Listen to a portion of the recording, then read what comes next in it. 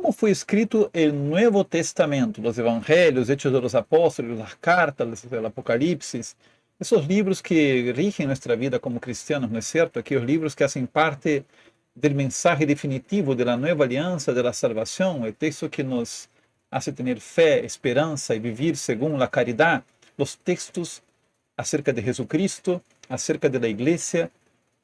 ¿Cómo fueron escritos? ¿No es cierto? Están allí, son 27 libros o 27 escritos para ser más exactos, ¿no? Porque hay cartas y carta propiamente no es un libro, pero bueno, solemos decir 27 rollos, como decían antiguamente, o 27 escritos del Nuevo Testamento. ¿Cómo ellos fueron escritos? Vamos de frente aquí a explicar este asunto, entender que la dinámica de la escritura, ella es una dinámica que es tardía. En realidad, la escritura ya viene después de todo un proceso de tradición oral que brota mayormente de acontecimientos. Entonces, ese es el orden de las cosas. Primero el acontecimiento, después la tradición oral y después la escritura. Vamos a dar acá un ejemplo del Antiguo Testamento para que tú puedas tener una noción de cómo ese proceso puede durar mucho tiempo. De hecho, en la antigüedad durava muito tempo. Acá temos, por exemplo, o grande acontecimento do Antigo Testamento, que é o Éxodo, que segundo a Bíblia e atualmente segundo vários historiadores estão tendendo novamente a considerar que foi um acontecimento alrededor de 1450 a.C., é decir, a história de Moisés, do povo de Israel. Esse foi o acontecimento. Pero aí uno se pergunta, ¿tenían ellos la condición de poner eso por escrito? ¿Tenían la condición de registrar eso en algún rollo? No tenían, porque era un pueblo, digamos así, que era esclavo, que era pobre, que salió en condiciones ciertamente deplorables, ¿no? Financieramente, económicamente, de un lugar que los tenía oprimidos, ¿no? Entonces, y caminaron por mucho tiempo por el desierto hasta llegar a Canaán. Esa es la historia de Israel. Se considera que la escritura además tuvo un proceso, como expliqué en otro video acá, el video de cómo el Antiguo Testamento fue escrito. Si tú no lo has visto, te recomiendo que veas aquí el card, ¿no? Sobre ese video de cómo el Antiguo Testamento fue escrito. Ahí yo hablé sobre el proto-hebreo, ¿no es cierto? El idioma hebreo en la etapa proto-israelita, en realidad también, ¿no? Antes de surgir la monarquía de Israel, entonces se desarrolló el idioma hebreo hasta la época del exilio. Ese idioma hebreo, ele fue transformándose y él regresa después del exilio como é propriamente o hebreu bíblico que conhecemos, e os escritos que temos são dessa época mais tardia. Então, isso está reflejado acá, não é certo? Os acontecimentos suelen ocorrer há muito tempo, não é certo? 1450 anos antes de Cristo. E como são transmitidos? São transmitidos oralmente e, claro, através de la música, através de histórias que são contadas de padres a hijos, e pouco a pouco vão sendo escritos, vão sendo guardados uno que outro registro que não temos prova de ello, pero se supone que esses escritos foram guardados porque tradições orales, por mais fortes que sejam, os historiadores consideram que uma tradição oral, para ser fidedigna a um acontecimento histórico, não pode passar de 5 ou 6 gerações, é decir, mais ou menos aí uns 200, 250 anos. Então, se consideramos, por exemplo, que já o rei Davi cantava salmos, ¿no? Y muchos de los salmos ya de la época davídica eran salmos para celebrar la salvación de Dios en momentos de opresión, en momentos de persecución, o para celebrar la Pascua. Esa tradición oral, por lo menos, tenemos digamos, una mención a ello, ¿no? Con las canciones, con los ritos, por ejemplo, en el santuario. Está la figura del santuario para simbolizar esto, ¿no? Como la tradición oral no significa solamente que uno se sienta a contar historias, sino que también la tradición oral significa la tradición también litúrgica, los gestos, los ritos, ¿no? Los usos de las personas, el patrón de comportamiento que tienen, ¿no? Las tradiciones familiares. Eso es, en un sentido también, tradición oral. Y la fecha es solo referencial, siglo X, que se considera que começaram a existir as primeiras obras literárias, ¿no? Entonces la tradición oral ella va permaneciendo durante siglos e, obviamente, a visão da história ella va adaptando-se também a novas visões teológicas, é decir, vai havendo uma interpretação da história, de maneira que quando chega propriamente a escritura, e aí vêm os registros escritos, por exemplo, o rollo do templo, não, encontrado na época de rei Josias, que isso foi aí no século VII, como nos conta o livro de los Reis, ou, por exemplo, um salmo que celebra a Páscoa, que diz o livro de Reis que, não é certo, no tempo de Josias se celebrou a Páscoa como nunca se havia celebrado. Então, têm aí vocês um salmo, que é o Salmo 118, que hace menção ao Éxodo, não? Aquele acontecimento que ocorreu, pues, calculem aí, não, 800 anos antes, pero agora esse acontecimento está sendo cantado, porque existe uma interpretação teológica, espiritual, acerca do acontecimento, de maneira que o que nós lemos na Bíblia é a interpretação do acontecimento, não é certo? De um acontecimento histórico. Então, esse processo, não, de acontecimento, tradição oral e escritura é um processo complexo, largo, no qual nós vamos a ter acesso à história através da visão de um autor que lo entendemos inspirado por Deus, que vai ler o acontecimento agora desde uma teologia específica. Eu expliquei, como dije isto em um vídeo anterior, todas essas etapas de nascimento da Bíblia, por exemplo, no Antigo Testamento, mas vou saltar isto acá, porque já está explicado no vídeo anterior, que já les indiquei qual é, como foi escrito o Antigo Testamento, e vamos ver agora como foi escrito o Novo Testamento. O Novo Testamento, ele não tem uma dinâmica distinta, não? Ele tem uma dinâmica similar. Vaya, pensemos uma cosita acá, tu e eu comigo acá, não? Virar acá cara a cara. Essa dinâmica de acontecimento, tradição oral e escritura, é uma dinâmica muito humana e que pervive até os dias de hoje, correto? De pronto tu lhe envias um mensagem, não sei, por el WhatsApp, por el Telegram, por algum, não sei, por alguma rede social, um mensagem escrito a uma pessoa, esse mensagem escrito, observa bem, quando tu lo envias, é algo que provavelmente tu estás escrevendo-lhe à pessoa, algo que provavelmente tu já lo comentaste oralmente, ou tu recebiste mensagem oralmente. Digamos um exemplo, há uma reunião de trabalho em la qual houve este evento, a reunião de trabalho, houve uns acordos que hemos hecho na reunião de trabalho, não é certo? E aí delegamos funções e de pronto uma ou duas pessoas quedaram encargadas de comunicar isto, não sei, à instituição, à empresa, não? Certos mensagens que foram de coisas que foram decididas na reunião de trabalho, há que comunicar a outras pessoas. Então, houve um acontecimento, houve uma tradição oral inicialmente e logo o mensagem escrito, seja por e-mail ou seja por uma mensagem no grupo de WhatsApp. É decir, essa dinâmica de acontecimento, tradição oral e escritura ocorre sempre.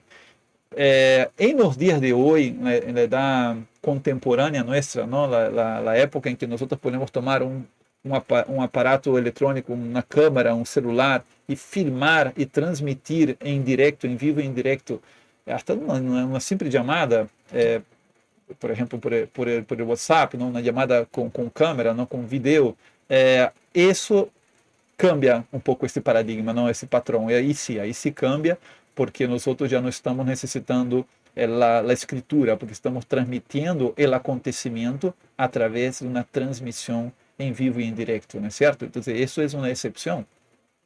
Pero fuera esse fenômeno da transmissão televisiva, vamos dizer assim, ¿no? Que agora está em nossas mãos, com os aparatos eletrônicos, a transmissão de um mensagem sigue este padrão praticamente sempre. Então, assim foi também com o Novo Testamento. O acontecimento grande foi Jesucristo. E, historicamente, se sabe que Jesucristo viveu entre 4 antes de Cristo e 30 depois de Cristo. Não vou entrar acá a este tema, em outro momento falamos sobre as fechas, falaremos, não, sobre as fechas históricas, não, do acontecimento de Jesucristo. Será tema para um vídeo mais adelante, aí eu tenho programado, pero assim foi, não? Ou seja, Jesucristo nasceu entre 6 e 4 antes de Cristo e morreu entre 28 e 31 depois de Cristo. Então, aquela fecha está um pouco, digamos, aproximadas, não?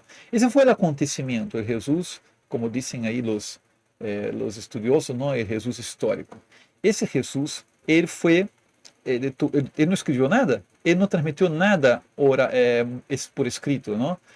Não há nenhum livro escrito por Jesus, não há nenhum poema sequer, não, escrito por Jesus, sequer uma frase temos escrita por Jesus. Lo que temos é a tradição oral. Jesus dijo a seus discípulos: vayan por el mundo, não, e entreguem esta boa notícia, este evangelho a los hombres, ¿no es cierto? Entonces hubo la predicación oral que se extendió desde el momento en que el Señor subió a los cielos, ¿no? Ahí vino el Pentecostés, correcto. Y ese testimonio, como comenté anteriormente, a semelhança de Israel, não foi somente um testemunho de contar, não, sino que também foi litúrgico. Também foi um testemunho através do bautismo, através de perdão de los pecados, através da celebração da fracção del pan. Também foi um testemunho com a própria conduta, incluso com o martírio, e por isso puse aí lá o famoso quadro, não, de Caravaggio, aí, não, o martírio de São Pedro. Então, a tradição oral abarca todo tipo de transmissão que não seja escrita.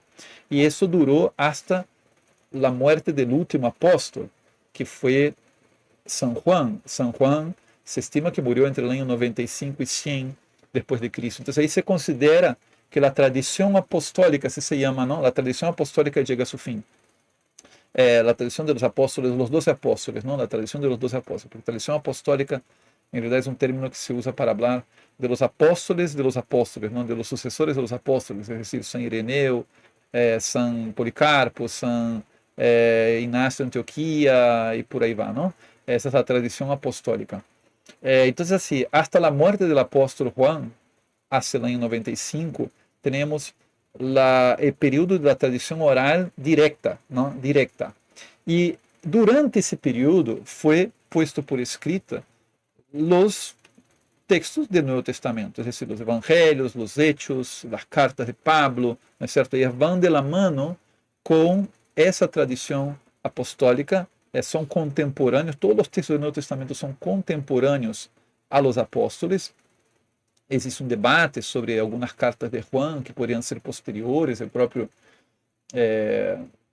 existe um debate, mas se entende que são da época apostólica directa, ou a lo mejor, assim, segundo alguns teóricos, não, algumas partes dos textos poderiam haver sido añadidas posteriormente à morte de um outro apóstolo, mas são do âmbito da tradição apostólica.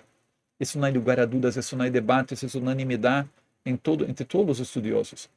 Então, fíjense ustedes, ¿se acuerdan que allá en el Antiguo Testamento, ¿no? como mencioné aquí anteriormente, la distancia de tiempo entre el acontecimiento y la escritura podría llegar hasta 800 años, incluso más, ¿no? Se nos ponemos a estudiar así ya algunos acontecimientos y cuando ellos fueron escritos, el tiempo es mucho más largo, ¿no? Hasta casi 1000 años, ¿no? De distancia entre el acontecimiento y la escritura. É muito diferente no Novo Testamento. No Novo Testamento é coisa de uma ou duas gerações, certo? Os textos foram escritos quando os testigos estavam vivos, ou quando a maioria deles estavam vivos, sendo que a maioria dos escritos do Novo Testamento foram entre o ano 45 e 65, porque são os escritos de Pablo. São os escritos que têm que ver com Pablo, com Pedro, não? Com Lucas, entendendo que Pablo muere, segundo os historiadores, não? Segundo os testemunhos históricos, as actas de los mártires, que Pablo, Pedro mueren na persecução de Nerón, que foi alrededor do ano 65, não? 63, 64, 65. Existe um margem de erro, não? Para essas coisas da história antiga, mas foi por aí. É decir, a maioria dos escritos do Novo Testamento foram entregados já antes do ano 70, correto? Então, entender que, por lo tanto, a identidade cristiana, a identidade da igreja estava muito clara antes da destruição de Jerusalém, antes da destruição do templo de Jerusalém, do fim do sacerdócio de Israel, que tudo isso ocorre, não? Na guerra entre os judeus e romanos, que foi entre os anos 66 e 73, havendo sido o ano 70, o ano mais simbólico, não? Porque foi o ano em que o imperador Tito entra, não? a destruir, ¿no? La ciudad de Jerusalén y tomar Jerusalén y destruir el templo y mueren miles de personas, ¿no? De los judíos, pero para essa época os cristianos já haviam derrado Jerusalém, os cristianos já haviam derrado aquele território muito conturbado por la guerra e haviam desenvolvido definitivamente sua própria identidade, ¿no? Então, os escritos, incluso do Novo Testamento, já estavam praticamente encaminados, digamos assim, não foram poucos os que vieram depois. E isso de que nos habla de um corpo de escritos que, segundo o padre Loring, não sei se lo conheces, o padre Loring, Jorge Loring, que paz descanse, não? Ele foi um grande apologeta, um padre jesuíta, autor da obra best-seller, não, Para Salvarte. E tu puedes buscar em Para Salvarte o que padre Loring aí cópia de informação sobre a autoridade dos textos do Novo Testamento, especialmente dos evangelhos, os textos referidos a Jesus Cristo, que são textos que não há parangón, não há comparação entre esses textos do Novo Testamento com qualquer outro texto da Antiguidade, não? E se uno vai considerar qualquer personagem da Antiguidade histórico, chame-se Alejandro Magno, chame-se Platão, Aristóteles, chame-se, sabe Deus, qualquer personagem da história antiga, Júlio César, ou Sêneca, todos eles têm essa historicidade, não? Considerada com muita segurança por os historiadores e por os intelectuais, pero sendo que a referência escriturária, não? A referência escrita acerca de eles é de siglos de distância, não? Os textos que falam desses personagens distam siglos do acontecimento que foi a vida do personagem. Mientras que, acerca de Cristo e os apóstolos da igreja, os escritos e os testemunhos de los manuscritos que se han encontrado, dos fragmentos de papiros, não? Que foram encontrados, que são a partir de la década de 50 do século I, não? A partir da década de 50 primeiro já há fragmentos de papiros de evangelhos, e que queira debater isto tem que considerar que, ok, isso não é de 50, é de 60 ou é de 70, pero são fragmentos de papiros e são abundantes, são cientos de papiros, até chegam a ser milhares de testemunhos arqueológicos do Novo Testamento, que são simplesmente décadas de cercania. Estamos falando já das pruebas, dos papiros, cercania ao momento em que foram escritos em seu original, porque o que se encontram de papiros são cópias, e esses escritos são contemporâneos ao acontecimento, é decir, como dizia Padre Loring, não existe comparação entre a autoridade histórica do Novo Testamento com relação a qualquer outro personagem da Antiguidade, não? Se pode fazer uma crítica histórica, se pode fazer um estudo histórico-crítico, é necessário fazê-lo, mas sem o sesgo do ceticismo, sem o sesgo do agnosticismo, não? Incluso de racionalismo. Por quê? Porque a interpretação teológica que hacen do acontecimento que existe nos evangelhos, de hecho, os evangelhos e as cartas de Pablo e os escritos cristianos, todos são religiosos e são interpretação de lo que Cristo hizo e ensinou, não é certo? Essa interpretação era a interpretação comum do primeiro cristianismo, era a interpretação da comunidade cristiana, é decir, não era uma interpretação subjetiva de um ou de outro autor, sino que era parte de lo que a comunidade havia experimentado com relação a Jesus Cristo. E, por lo tanto, essa interpretação é a interpretação que tem autoridade. E nada pode suplantá-la, não é certo? É assim, a maneira como os primeiros cristianos foram entendendo, claro que existe um entendimento também dos primeiros cristianos gradual, e isso lo observamos ao ler o Novo Testamento, ao estudar a história da Igreja Antiga, que gradualmente os primeiros cristianos também foram entendendo quem era Jesus Cristo, quem era o Padre, quem era o Espírito Santo, que era a Igreja, que era a salvação. Existiu um entendimento gradual que foi madurando também depois da época apostólica, pero já tendo como regra os escritos sagrados, não é certo? Apostólicos, não? Então, há uma maduração, pero allí está a essência de tudo, não? Então, o que nós encontramos no Novo Testamento é algo muito peculiar, é algo muito único, não? É algo muito bello e, por lo tanto, que tem a autoridade de ser para nós outros regra de vida, regra de enseñanza. Então, espero que este vídeo te haya ajudado a compreender, não, como foi escrito no Novo Testamento, que existe acontecimento, tradição oral e escritura. Esse é um padrão para Antigo e para Novo, e que existe essa peculiaridade da cercania histórica e, por lo tanto, da autoridade histórica e, por lo tanto, para nós outros, autoridade interpretativa e regra de vida para que nós podamos alcançar a salvação. Se te serviu este vídeo, pues dale um me gusta, compártelo, coméntalo.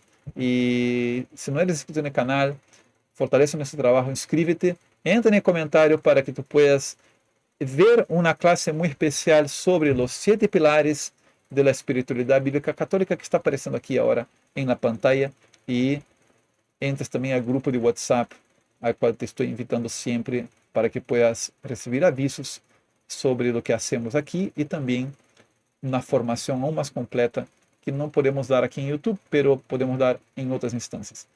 Que Deus te bendiga muito. Hasta a próxima.